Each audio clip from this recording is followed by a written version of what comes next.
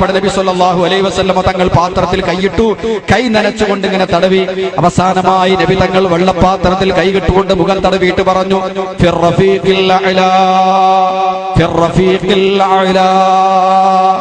ഉന്നതനായ സുഹൃത്തിന്റെ അടുക്കലേക്ക്, സർവാധിരാജനായ റബ്ബാണ് റഫീഖുൽ അഅ്ലാ, ഏറ്റവും വലിയ റഫീഖ്, ഏറ്റവും വലിയ കൂട്ടുകാരൻ, എന്റെ ഏറ്റവും വലിയ കൂട്ടുകാരനായ റബ്ബിന്റെ അടുക്കലേക്ക്, റബ്ബേ ഫിർ റഫീഖിൽ അഅ്ലാ, ഫിർ റഫീഖിൽ അഅ്ലാ എന്ന് പറഞ്ഞു. പ്രവാചകന്റെ ഇടത്തെ കൈ ഇങ്ങനെ നീട്ടിപ്പിടിക്കുകയും വലത്തെ കൈ വെള്ളത്തിലേക്ക് വീഴുകയും ചെയ്തു. അതോടുകൂടെ പ്രവാചകർ ഈ ലോകത്തോട് വിട പറയും. പ്രവാചകന്റെ അവസാനത്തെ നിമിഷം അതായിരുന്നു. ഈ സംഭവം നടക്കുമ്പോൾ ആയിഷ ബീവിന്റെ മാറിടത്തിലാണ്. ആയിഷ ബീവി പറയുന്നു, എന്റെ താടിയെല്ലിന്റെ താഴെ നെഞ്ചെല്ലിന്റെ മുകളിലായിട്ടാണ് പ്രവാചകന്റെ റൂഹ് പോയത്. ഞങ്ങൾ അമ്പരന്നു. പിന്നെ ആരാണ് പ്രവാചകനെ എടുത്തത്, കിടത്തിയത്? അത് മലായിക്കത്തായിരുന്നു. കാരണം ഒരൊറ്റ പുരുഷൻ ആ സമയത്തില്ല. അന്ന് സുബഹിക്ക് അള്ളാന്റെ റസൂലൊന്ന് നോക്കി ചിരിച്ചു. ആ ചിരി കണ്ടപ്പോ ആണുങ്ങളൊക്കെ കരുതി നബിക്കെല്ലാം സുഖമായി എന്ന് കരുതി കുറെ ദിവസമായി മദീന പള്ളിയിൽ ചുറ്റിക്കറങ്ങിയ സഹാബത്ത് അബൂബക്കർ സിദ്ദീഖ് അടക്കം ഒന്ന് അങ്ങോട്ടും ഇങ്ങോട്ടും ഒക്കെ പോയി.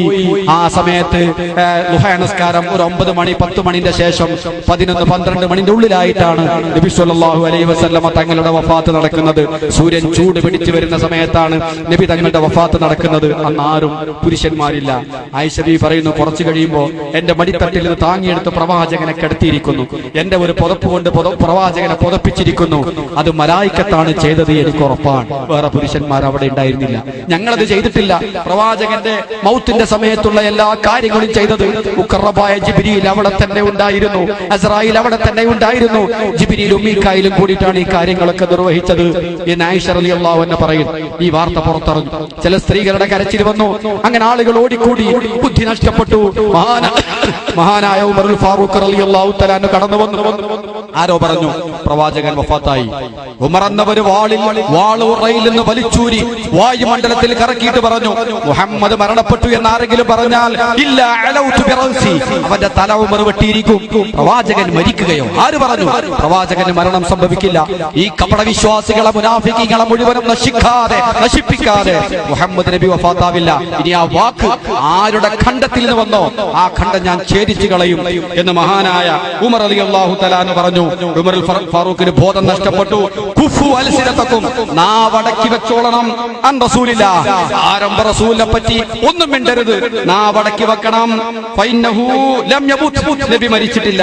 വല്ലാഹി, പടച്ചോനാണ് സത്യം, ലാ അസ്മഉ അഹദൻ യദ്കുറു അന്ന റസൂലല്ലാഹി ഖദ് മാത ഇല്ലാ അലൗതുഹു ബി സൈഫി ഹാദാ. ഇനി മേലിൽ ആരെങ്കിലും ആ വാക്ക് പറഞ്ഞാൽ വെട്ടും ഞാൻ അവരെ എന്ന് പറഞ്ഞു. ആളുകൾ താങ്ങി പിടിച്ചിട്ടാണ് ഉസ്മാൻ ഇബ്നു അഫ്ഫാൻ, ചെറുപ്പക്കാരനായ ഉസ്മാൻ ഇബ്നു അഫ്ഫാനെ രണ്ടാളുകൾ താങ്ങിയിട്ടാണ് അങ്ങോട്ട് കൊണ്ടുവരുന്നത്. ഉസ്മാൻ ഇബ്നു അഫ്ഫാന് നടക്കാൻ പറ്റുന്നില്ല. അലി ഇബ്നു അബീ ത്വാലിബിന് മിണ്ടാൻ പറ്റുന്നില്ല. മിണ്ടാൻ പറ്റുന്ന ഉമർ ഫാറൂഖ് ആണെങ്കിൽ തലവെട്ടുമെന്നുള്ള ഭീഷണിയാണ്. ആകപ്പാടെ ഒരു വല്ലാത്ത അന്തരീക്ഷം. ആ സമയത്ത് അബൂബക്കർ സിദ്ദീഖ് സുൻഹ് എന്ന് പറയുന്ന സ്ഥലത്ത് അദ്ദേഹത്തിന് ഒരു ഭാര്യ ഉണ്ടായിരുന്നു. അവിടെയായിരുന്നു വിവരം കിട്ടി. സിദ്ദീഖ് എന്നവർ തന്റെ കുതിരപ്പുറത്ത് കയറി വളരെ സ്പീഡിൽ നിമിഷങ്ങളെ കൊണ്ട് സുൻഹിൽ നിന്ന് കുതിരയെ പറപ്പിച്ചുകൊണ്ട് ആയിഷ ബീവിന്റെ വീട്ടുമുറ്റത്തെത്തി. കുതിരപ്പുറത്ത് ചാടിയിറങ്ങി ആയിഷ ബീവിന്റെ വീട്ടിലേക്ക് തുള്ളിക്കയറി. ആയിഷ ബീവിയുടെ വീട്ടിൽ വന്നുകൊണ്ട് പുതച്ചു കിടക്കുന്ന പ്രവാചകന്റെ തലഭാഗത്തുള്ള തുണിയെടുത്ത് പ്രവാചകന്റെ മുഖത്തേക്ക് നോക്കി. പ്രവാചകന്റെ മുഖത്തേക്ക് നോക്കി എന്ന് മാത്രമല്ല, അദ്ദേഹം മുട്ടുകുത്തി വീണുപോയി. മുട്ടുകുത്തി വീണ് പ്രവാചകന്റെ മുഖത്തേക്ക് മുഖം ചേർത്തി. പ്രവാചകന്റെ കവിൾത്തളം തലോടി. പ്രവാചകന്റെ മുഖം മുത്തി മണത്ത് ചുംബിച്ച് മഹാനായ സിദ്ദീഖ് പറഞ്ഞു, ബി അബി അൻത വ ഉമ്മി യാ റസൂലല്ലാഹ്, നബിയേ, എന്റെ വാപ്പയും ഉമ്മയും അങ്ങേക്ക് ദണ്ഡമായിരിക്കട്ടെ നബിയേ, അങ്ങേക്ക് ബലിയായിരിക്കട്ടെ നബിയേ. മാ കാനല്ലാഹു ലിയുദീഖൽ മൗത മറത്തൈൻ, രണ്ട് മരണം നബിയെ തങ്ങൾക്കില്ല എന്ന് ഉറപ്പാണ്. ഒരു മരണം അല്ലാഹു നിർബന്ധമാക്കിയതാണ്. അത് സംഭവിച്ചു കഴിഞ്ഞു നബിയേ. കൂഫി റസൂലുള്ളാഹ്, അല്ലാഹുവിന്റെ റസൂൽ വഫാത്തായി എന്ന് പിന്നെ ധൈര്യമായി പ്രഖ്യാപിക്കുന്ന സിദ്ദീഖാണ്. ഉമർ എന്നവർ പുറഭാഗത്ത് വാളൂരി പിടിച്ചു നിൽക്കുകയാണ്. സിദ്ദീഖ് എന്നവർ വന്നിട്ട് പറഞ്ഞു, ഉമർ ഇജ്ലിസിയാ ഉമർ, ഉമറെ ഇരിക്കൂ. ലാ, ഇരിക്കുന്ന പ്രശ്നമില്ല, അല്ലാഹുവിന്റെ റസൂൽ വഫാത്തായിട്ടില്ല. സിദ്ദീഖ് സൗമ്യമായി പറഞ്ഞു, ഇരിക്കൂ ഉമറെ, ഇല്ല ഇരിക്കുന്ന പ്രശ്നമില്ല. അങ്ങനെ സിദ്ദീഖ് എന്നൊരു ഭാഗത്തേക്ക് നീങ്ങി. ജനങ്ങളൊക്കെ സിദ്ദീഖിന്റെ ഭാഗത്തേക്ക് നീങ്ങി. അങ്ങനെ സിദ്ദീഖ് പ്രസംഗം തുടങ്ങി. അയ്യുഹന്നാസ്, ജനങ്ങളെ, മൻകാന യഅ്ബുദു മുഹമ്മദ, ആരെങ്കിലും മുഹമ്മദ് നബിയെ ആരാധിച്ചിട്ടുണ്ടോ? ഫഇന്ന മുഹമ്മദൻ ഖദ് മാത, നിങ്ങൾ ആരെങ്കിലും മുഹമ്മദ് നബിക്ക് ആരാധന നടത്തിയിട്ടുണ്ടോ എങ്കിൽ ആ മുഹമ്മദ് നബി മരണപ്പെട്ടു കഴിഞ്ഞു. അതല്ല വമൻ കാന യഅബുദു റബ്ബ മുഹമ്മദിൻ, നിങ്ങൾ ആരാധിച്ചത് മുഹമ്മദ് നബിയുടെ റബ്ബിനെയാണോ, ആ റബ്ബിനിക്ക് ഒരിക്കലും മരണമില്ല. ഫഇന്നഹു ഹയ്യുൻ ലാ യമൂത്, അവൻ ഒരിക്കലും മരിക്കാത്തവനാണ്. വമാ മുഹമ്മദുൻ ഇല്ലാ റസൂലുൻ ഖദ് ഖലത് മിൻ ഖബ്ലിഹി റസുൽ, മുഹമ്മദ് നബി ഒരു പ്രവാചകൻ മാത്രമാണ്, മനുഷ്യനാണ്.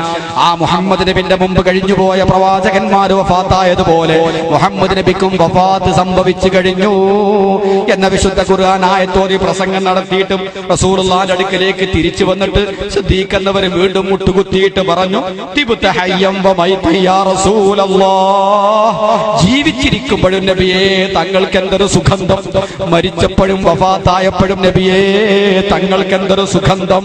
വലോ അലാ അന്നക നഹൈതനിൽ ബുകായി, കരയാ എന്ന് പറഞ്ഞ സംഗതി കരയിൽ തങ്ങളെ വിരോധിച്ചില്ലായിരുന്നുവെങ്കിൽ ലംഫദ്നാ അലൈക മാ അൽ ഉയൂൻ, ഞങ്ങളെ കണ്ണിലെ വെള്ളം മുഴുവനും തങ്ങൾക്ക് വേണ്ടി ഞങ്ങൾ ചെലവഴിക്കും നബിയേ. തങ്ങൾ ഞങ്ങളെ വിരോധിച്ചത് കൊണ്ട് മാത്രമാണ് പ്രവാചകരെ, അല്ലെങ്കിൽ സർവം തങ്ങൾക്ക് വേണ്ടി ഞങ്ങൾ ചെലവഴിക്കും.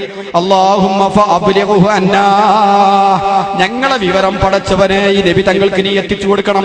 ഉദ്കുർനാ യാ മുഹമ്മദ് ഇൻദ റബ്ബിക്, മുഹമ്മദ് നബിയേ റബ്ബിന്റെ അടുക്കൽ ചെല്ലുമ്പോൾ ഞങ്ങളെ കാര്യം പറയണം നബിയേ. സിദ്ദീഖ് പറയാണ്, നബിയേ ഉദ്കുർനാ, ഞങ്ങളെ കാര്യം പറയണം നബിയേ.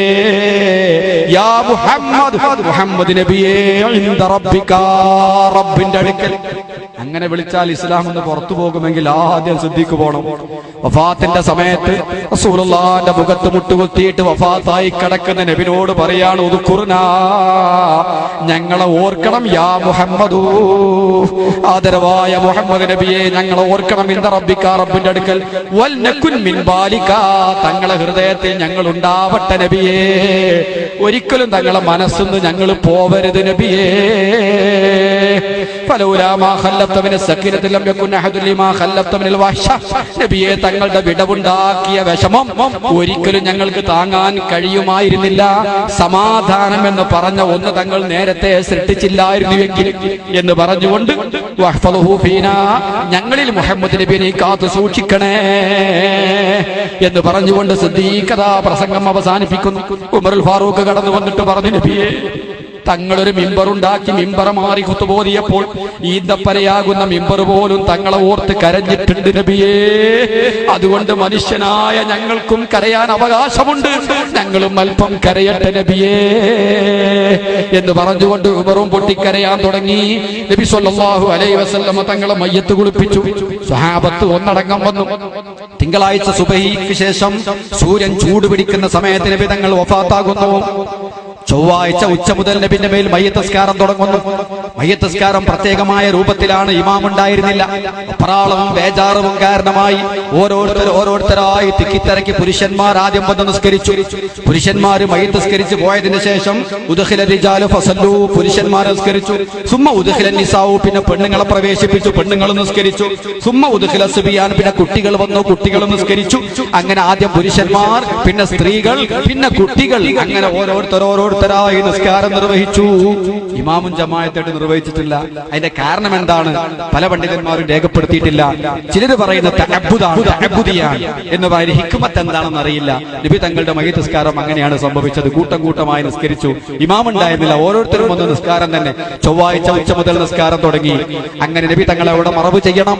എവിടെയാണോ പ്രവാചകന്മാര് താമസിച്ചത്, ജനിച്ചത്, താമസിച്ചത്, ആ താമസ റൂം തന്നെയാണ് പ്രവാചകന്മാരുടെ ഖബർ എന്ന് പ്രവാചകൻ നേരത്തെ പറഞ്ഞതനുസരിച്ച് ആയിഷാബിയുടെ വീട്ടിൽ ഖബർ കുടിച്ചു. ഖബറിന്റെ പടി പൂർത്തിയായി. തിങ്കളാഴ്ച വഫാത്തായ നബി, തിങ്കളും കഴിഞ്ഞ് ചൊവ്വയും കഴിഞ്ഞ് ബഹുമാനപ്പെട്ട നബി തങ്ങളെ ബുധനാഴ്ച രാവ്, ചൊവ്വാഴ്ച അസ്തമിച്ച ബുധനാഴ്ച രാവാണ് മറവ് ചെയ്തിട്ടുള്ളത്, രാത്രിയാണ് മറവ് ചെയ്തിട്ടുള്ളത്. കാരണം റസൂലുള്ളാഹിന്റെ മരണമുണ്ടാക്കിയ വെപ്രാളം, പുതിയ ഒരു ഭരണാധികാരിയെ, ഒരു ഖലീഫയെ തെരഞ്ഞെടുക്കാനുണ്ടായ താമസം, അതെല്ലാം കഴിഞ്ഞ് തിങ്കളാഴ്ച ആ സമയത്ത് മരിച്ച നബി തങ്ങളെ ചൊവ്വാഴ്ച അസ്തമിച്ച ബുധനാഴ്ച രാത്രിയാണ് മറവ് ചെയ്യുന്നത്. ബഹുമാനപ്പെട്ട ഫാത്തിമ മറവ് ചെയ്ത ഉടനെ പ്രവാചകന്റെ ഖബറിലേക്ക് വന്നു. എന്നിട്ട് പ്രവാചകന്റെ ഖബറിൽ നിന്ന് ഒരു പിടി മണ്ണ് വാരി, എന്നിട്ട് ആ മണ്ണ് ചുംബിച്ചു. എന്നിട്ട് പറഞ്ഞു, അനസേ അത്വാബതു അൻഫുസുകും മൻ തഹ്സു അലാ റസൂലില്ലാഹി തുറാബ, അല്ലാഹുവിന്റെ റസൂലിനെ ഖബറിൽ വെച്ച് മിന്നാ ഖലഖനാകും എന്ന് പറഞ്ഞു. പ്രവാചകന്റെ ശരീരത്തിലേക്ക് മണ്ണ് വാരിയിടാൻ നിങ്ങൾക്ക് എങ്ങനെ സാധിച്ചു? നിങ്ങൾ എത്ര സ്നേഹിച്ചിരുന്നു ആ പ്രവാചകനെ ഖബറിൽ വെച്ചിട്ട് മിന്നാ ഖലഖനാകും വഫീഹാ നുഈദുകും വമിന്നാ നുഖ്രിജുകും താറത്തൻ ഉഖറാ എന്ന് പറഞ്ഞ് മണ്ണ് വാരിയിടാറുണ്ട്. അനസേ, നിങ്ങൾക്ക് എങ്ങനെ സാധിച്ചു ആരംഭ റസൂലുള്ളാഹിന്റെ ശരീരത്തിലേക്ക് മണ്ണ് വാരിയിടാൻ എന്ന് പറഞ്ഞുകൊണ്ട് ബഹുമാനപ്പെട്ട ബീവി ഫാത്തിമ റളിയല്ലാഹു തആല അൻഹ ഒരു കവിത പാടി അവിടെ വെച്ച് മാദാലാ മൻ ശമ്മ തുർബത അഹ്മദി അല്ലാ യശുമ്മ മുദസ്സമാനി ഖവാലിയാ സുബ്ബത് അലയ്യ മസ്വാഇബുൽ ലൗ അന്നഹാ സുബ്ബത് അലൽ അയ്യാബി അദ്ന ലയാലിയാ. പ്രവാചകന്റെ ഖബറിന്റെ മുകളിലുള്ള മണ്ണ് ചുംബിച്ച അതിന്റെ സുഗന്ധം അനുഭവിച്ച എനിക്ക് ലോകത്തുള്ള സുഗന്ധങ്ങളൊന്നും ഇനി സുഗന്ധമേ അല്ല എന്ന് പറഞ്ഞുകൊണ്ട് പ്രിയപ്പെട്ട ഫാത്തിമ അതാ ഉപ്പാക്ക് സലാം പറഞ്ഞ് തിരിച്ചു പോകും. സഹോദരങ്ങളെ, അഷ്റഫുൽ ഖൽഖിന്റെ വഫാത്ത്, റസൂൽ സല്ലല്ലാഹു അലൈഹി വസല്ലം തങ്ങളുടെ വഫാത്ത്, അതിന്റെ ചില പ്രധാനപ്പെട്ട ഭാഗങ്ങൾ മാത്രമാണ് ഇവിടെ സംസാരിച്ചത്. ഇന്നത്തെ മഹത്തായ വിഷയം റസൂൽ സല്ലല്ലാഹു അലൈഹി വസല്ലം തങ്ങളുടെ വഫാത്ത് എന്ന് പറയുന്നത് താൽക്കാലികമായി അവസാനിപ്പിക്കുന്നു. അല്ലാഹു ഖബൂൽ ചെയ്യുമാറാവട്ടെ.